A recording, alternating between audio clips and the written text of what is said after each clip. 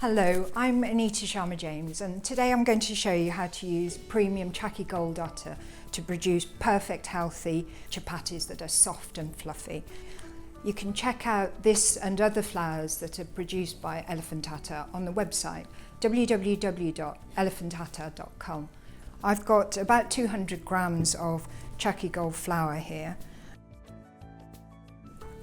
I've just added a little bit of water, and I'm going to just give you a few simple tips so that you can make the perfect chapatis using this whole grain flour.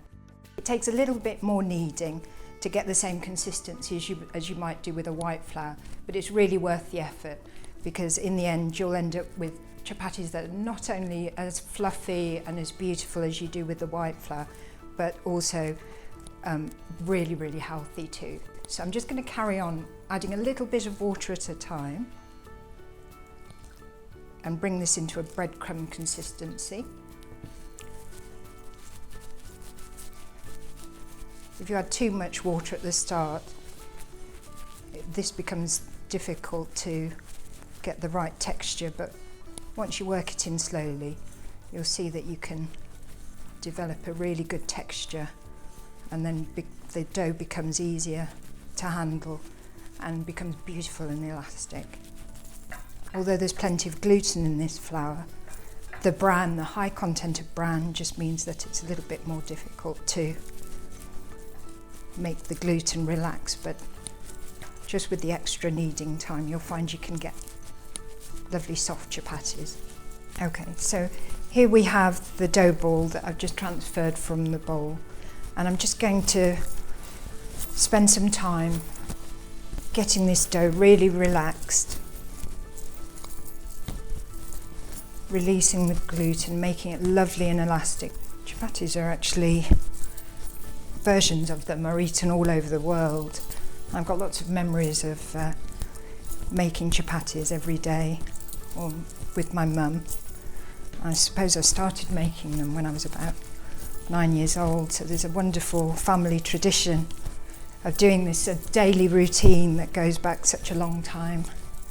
So I've got a lovely soft dough ball here ready to make my chapatis, and all I'm going to do is take a golf ball size of dough and just in between my hands just roll it very carefully.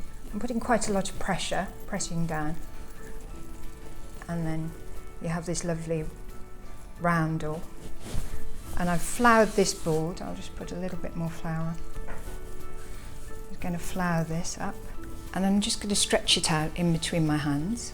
I usually do it like this, but you can also do it like this, which is a simpler way of doing it. And you end up with this lovely saucer shape.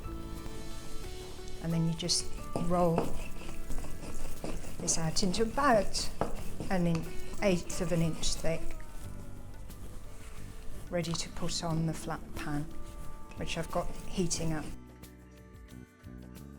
And I'm just going to flip it from hand to hand, just to get rid of the excess flour so it doesn't burn and prevent the chapati cooking.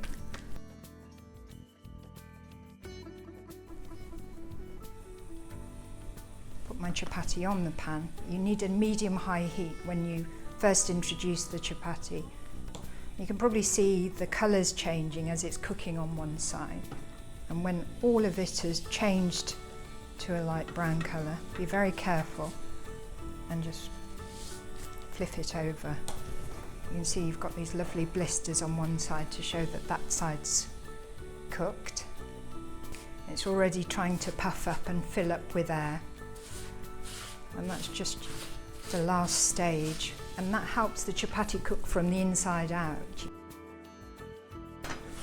Just using your tongs, you can also just put it directly onto the flame, but obviously be very careful, and if you're a little one you need help from an adult at this stage. And there you have it.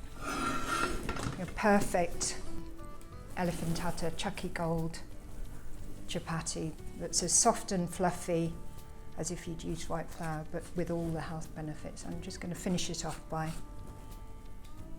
just drizzling a bit of oil, which is optional. You can keep it dry, of course. There you go, enjoy. It looks delicious. Thank you. If you've enjoyed watching this recipe and you'd like to find out more about the flour, please go to www.elephantatta.com. Thanks very much.